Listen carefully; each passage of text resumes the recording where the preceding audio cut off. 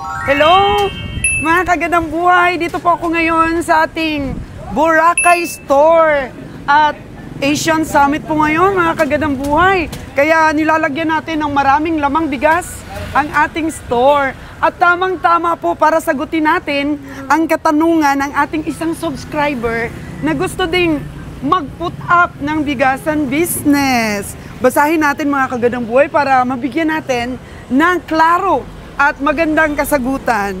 Ito po ay galing kay Ma'am Teresa Milarpes. Ang sabi po niya, "Hi Ma'am Sols, tanong lang po kung paano kuhanan ng business permit sa bigasan business po.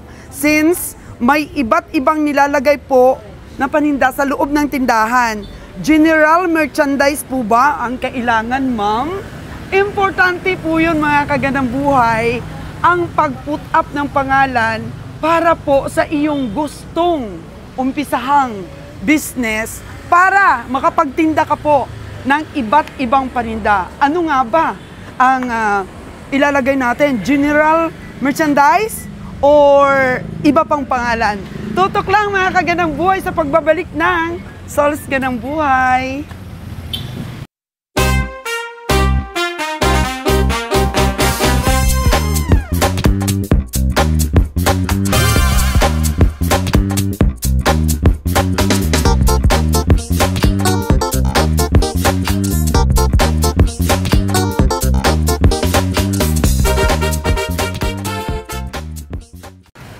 So na-miss nyo na mga kagandang buhay ang aking Boracay branch kasi lagi po nating binavlogs ang doon sa mainland, Katiklan mga kagandang buhay. At syempre, sikat pa rin dito sa atin ang Milagrosa at Sakura Rice. Meron tayong mga retail which is mabili kasi marami po ditong mga trabahante sa Boracay mga kagandang buhay. At ang umuusbong po na bestseller nating bigas ay ito po mga kagandang buhay. Kakarating lang nila. Oh, kakarating lang nating driver. Meron tayong Milagrosa dito. So kailangan punong-puno yung ating stocks para maganda sa mata.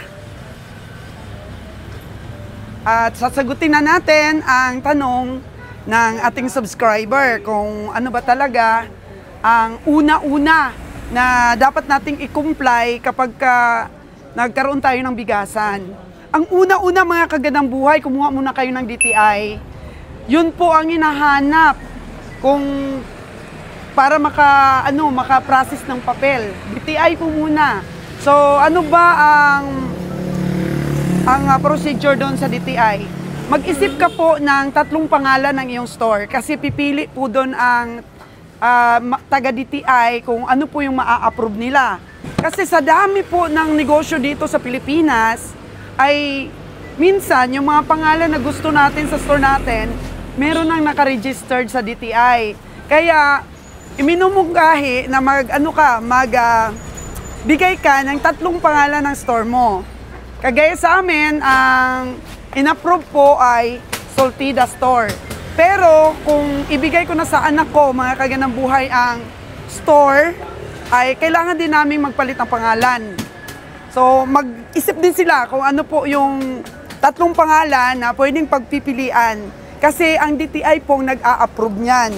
So doon po sa tanong na bigasan, pagkatapos po ay marami kang ititinda.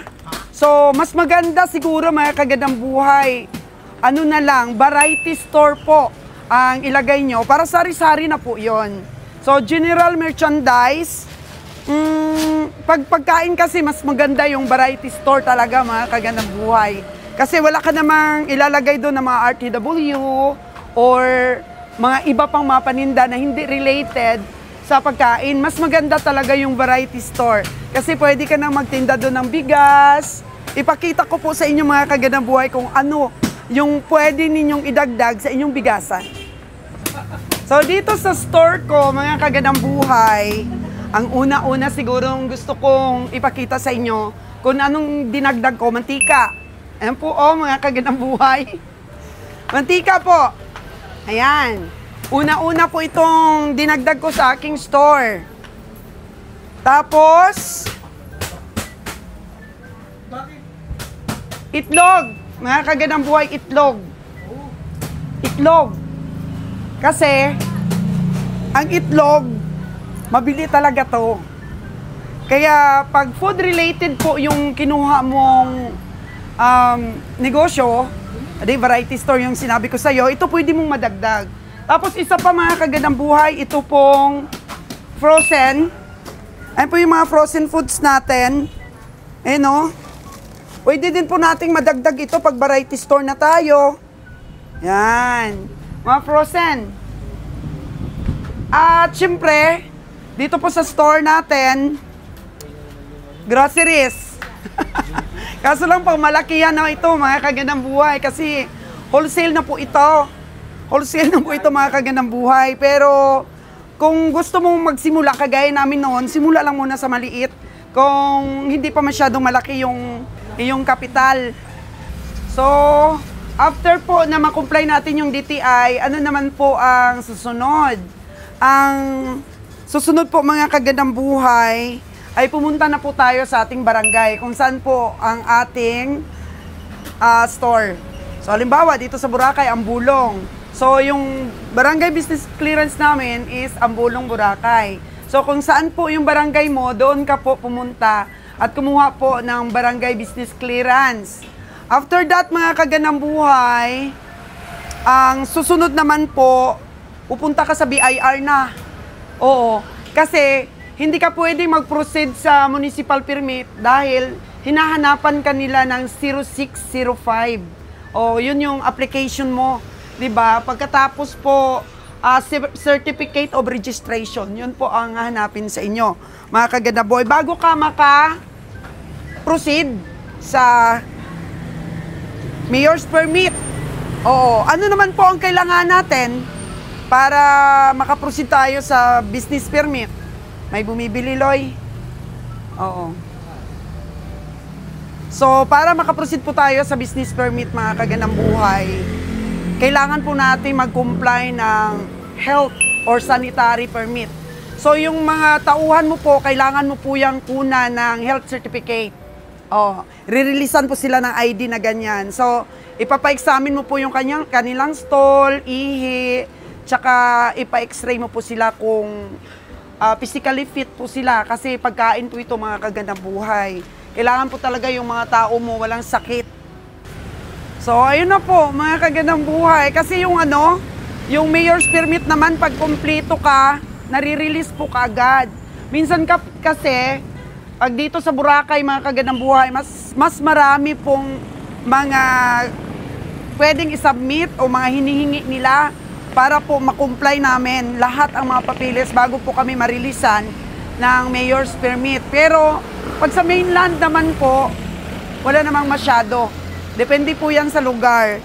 So, pag na-release na yung mayor's permit mo, tapos may BIR ka na, pwede ka na pong mag-umpisa ng negosyo. Kasi ganito kasi yun mga kagandang buhay. Kung ang iba kasi, nagbubukas ng store, tapos on follow na yung mga permits. Pero sa totoo lang talaga mga kagandang buhay, dapat bago ka pa po mag-operate ng business mo, kailangan na-comply mo na yung mga kakailanganin mo. Baka matsambahan ka kasi ng BIR, mga kagandang buhay, at hindi pa na-release yung mga permits mo. Mahirap po yun. Kaya bago po mag-umpisa ng business, halimbawa, mag-umpisa ka ng January, mag-comply ka na po ng iyong mga business permit para makuha ka na kaagad ng DTI mo. Pagkatapos, siyempre may pangalan na yung store mo. Pwede ka nang magpagawa kaagad ng pangalan. Kasi ano na yon, legit na yon, lehitimo na yung pangalan mo na naka-registered na talaga. Tapos, nasikaso mo na yung barangay permit mo, ang mga health card ng mga tao mo, meron ka na, narilisan ka na ng sanitary permit. Mas maganda mga kagandang buhay, January, di ba? So, kung gusto mo talagang mapakinabangan the whole year, so January yung pinakamaganda mag-open ng business. Kasi minsan nag-o-open tayo October na, adi magko-comply ka ng mga permits mo, magre-renew ka na ulit ng January. So, ganun po yun. Mas maganda para mapakinabangan natin, January po ang bukas ng store natin. And then, wala nang hassle, mga kagandang buhay. Wala nang hassle, tapos masit up mo na kaagad yung store mo, yung mga display mo, mga rack mo, mapagawa mo na. At sabay sa pagbukas ng iyong tindahan, kumpleto na lahat. Kumpleto, ricados na, mga kagandang buhay. So, kay subscriber natin na nagtanong kanina kung ano ba maganda na pangalan, variety store po. Ang general merchandise kasi pwede rin. Pwede kang maglagay ka ng mga school supplies, mga ganon. Basta sa akin, basta related talaga sa pagkain, mas maganda yung variety store na mga kagandang buhay para lahat na malagay mo dun. Kung hindi naman stricto yung municipality ninyo. Kasi meron po kasing stricto din, hinahanapan ka rin ng iba't ibang permit sa iba't ibang mong paninda. Yun lang. Kasi explain lang natin sa kanila variety store na para isahang isahang BIR na lang. Kasi kung bigyan nila ng maraming mga permits yan, municipal permits, isa-isa din yung BIR. So, para lahatan kasi minsan agricultural products, ganun din. Mga paninda mo feeds, bigas, at kung ano pang mga agricultural product, 'di ba? Pwede din, mga kagandang buhay, isang permit na rin. Ganon, depende lang mga kagandang buhay Take note, depende sa municipality ninyo kung talagang gusto nilang isa-isa ang pagpapakuha ng permit. So sa amin, kita naman ninyo, Soltida Store, matagal na ito mga kagandang buhay Matagal na ito kasi, so hindi namin na variety store. Dati-dati pa yan. Tapos ngayon, hindi na yata inaalaw ngayon ng DTI yung maglagay ka ng pangalan na lugar. Halimbawa, Boracay Store or ganon. Parang hindi na pwede ngayon sa DTI yung mga pangalan. Kailangan mag-isip ka ng hindi lugar na pangalan ng store mo.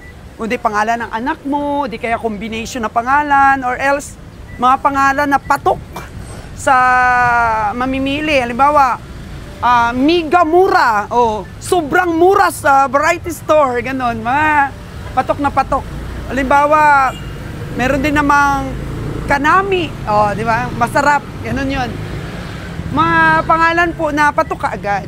So sana mga kagandang buhay, nakapagbigay ako ng tips sa inyo, pwedeng mga idagdag sa paninda natin. Today is December 10 hanggang 13 ang ASEAN Summit po dito sa Boracay. So medyo marami pong bisita ngayon. Marami ang mga delegates. Medyo busy po ang store natin. Daming deliveries. Bigas. Yay! 3 days. Kaya pinuno na natin yung ating displayhan para yung mga hotel ay kaaya-aya naman yung ating store. Kasi the more na marami po ang stocks natin, mas attractive po. Nagtatanong sila kung magkano yung wholesale. So, ganon. Kailangan lang talaga sa bigasan, mga kagandang buhay, is meron tayong supplier na aalagaan tayo sa supply. Yan sa mga nag-uumpisa, yan po ang una-una po ninyong tutukan, yung supplier. Huwag po tayong umasa sa mga yung mga second hand ka na. Kasi sa amin kasi supplier talaga, tapos yun to consumer na. O sa mga hotels na, mga kagandang buhay. And then yung mga tindahan na maliliit, yung mga tinatawag namin dito sa aming baraka or yung mga retail outlet.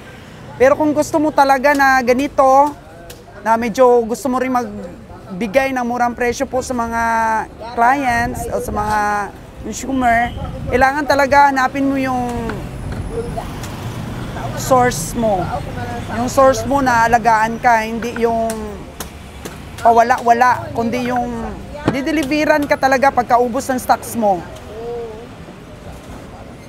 Kagaya po ng Sakura natin, ang supplier po natin yan is, siya talaga ang kumukuha abroad, sa Vietnam.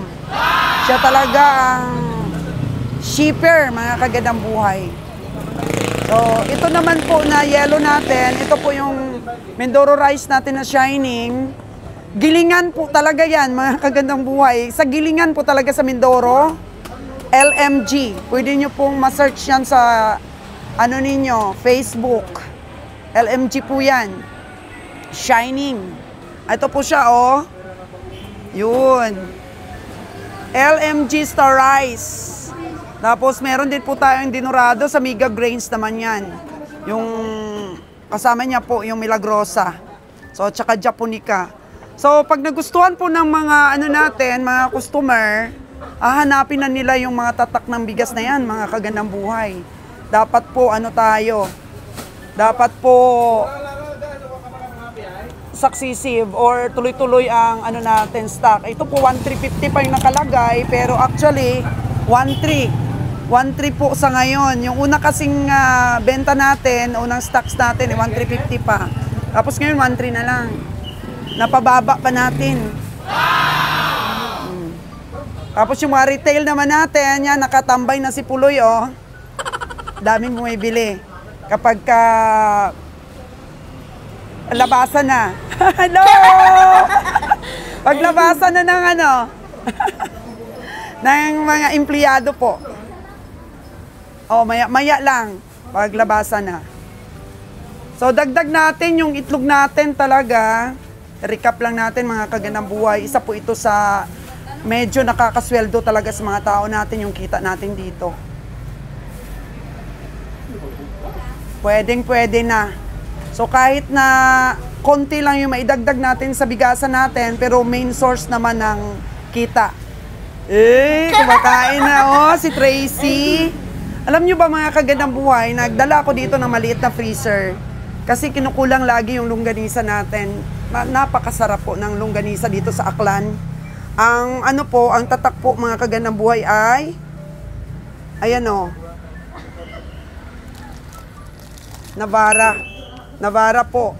Ito maganda din yung mga ano ha, yung mga frozen products na pandagdag sa bigasan natin.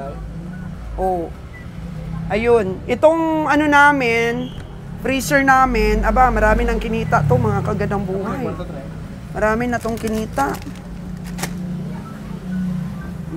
Tingnan natin dito yung mga hot dogs. Meron dapat tayong mga ano po, oh. Hi! Si Jason, oh. Nagbabantay ng CCTV. Importante po talaga yan, mga kagandang buhay, yung may bantay CCTV natin. Yun. Tender juicy hot dogs po. Ayan. Grabe. Pag-araw po kasi, mga kagandang buhay, di natin binubuksan yung freezer natin kasi masyado na silang froze. Tapos, pag ganito, humingi po kayo ng libreng freezer sa Pure Foods mismo. Kasi ano nila yan, libre nila yan. Magdagdag rin po tayo ng mga soft drinks na, siyempre sa PET plastic. Oo, marami din tayo niyan. Ayan o, dagdag. May ice cream po tayo, mga kagandang buhay. Mabili po itong Dan Eric's dito sa amin. Lagi pong ubos. Oh. Yung Dan Eric's. Nasira lang kasi yung ating lagayan ng mga soft drinks. Yan. Yan, nilagay natin dito yung mga cream. Asukal, meron po kaming repacking dito. Yun po, mga kagandang buhay, may repacking po kami dito ng asukal. Malaki din po ang kinikita namin sa asukal. Nasa 400 pesos po or mahigit pa. Kasi nga, matagal din pong i-repack per 1/4 yan. Buti na lang kung mabilis po yung ano mo, tao mo mag-repack. Nakaka-repack siya ng 2 sako sa isang araw. Magkano pa naman ang sweldo natin, no? Sa mga tao natin. Ayan, konti na lang rin po ang ating mga soft drinks. At ito po yung dinagdag natin na Fuji Densu. Maliit po, wala pang laman yan. Para po sa ating longganisa. Kasi nga, kinukulang. Kinukulang na yung longganisa natin. Oras po natin ngayon, mga kagandang buhay, is alas 3 ng hapon. Hindi pa uwian ng ating mga trabahador or yung mga nagtatrabaho po.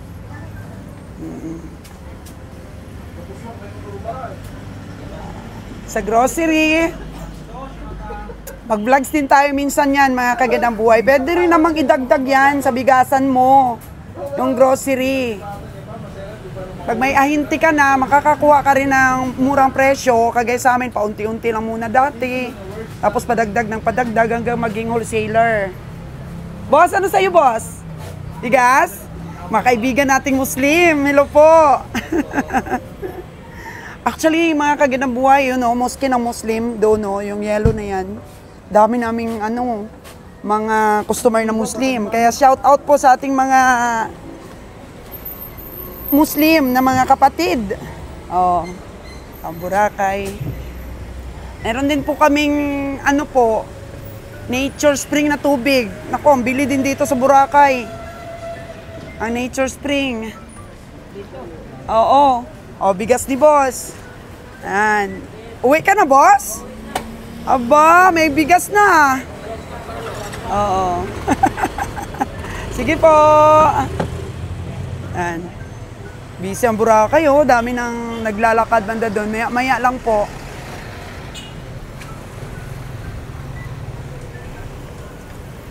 So, ayan po mga kagandang buhay, yung dapat i-comply natin. So, mas maganda po talaga, variety store po, pagka food. Traditional business, foods po, related sa foods. Yan, at saka una-una po pala na dapat nating i-comply kasi may nagtatanong din kung may permit pa ba sa NFA yung ating bigas. Dati po mga kagandang buhay, may permit pa. Kukuha ka pa ng permit sa NFA, National Food Authority. Dapat nagre-release yan sila nung nag-upisa po ako ng pagbibigasan. Kumukuha po talaga kami yearly ng NFA permit. Pero ngayon, binago na, wala na. Mayor's permit na lang po ang kukunin natin. Pwede na tayo magtinda ng bigas. Kasi di ka naman makakakuha ng mayor's permit kung hindi mo makomply yung barangay permit mo at saka yung yung mga health certificate mo. Yung tinatawag nating sanitary permit to operate. Ayan po mga kagandang buhay. Kaya hindi lang po ikaw na may-ari ang magpapa-examine ng stool mo, magpapa-x-ray, kasama na rin po yung mga tauhan natin. Kasi para sure na tayo physically fit. So ayan po yung aking engineer at ang aking pharmacist. Sila na po ang produkto ng store na to, mga kagandang buhay. Mga degree holder na siya. Siyempre si Lani, ikakasal this 2026. Dali pa si Lani.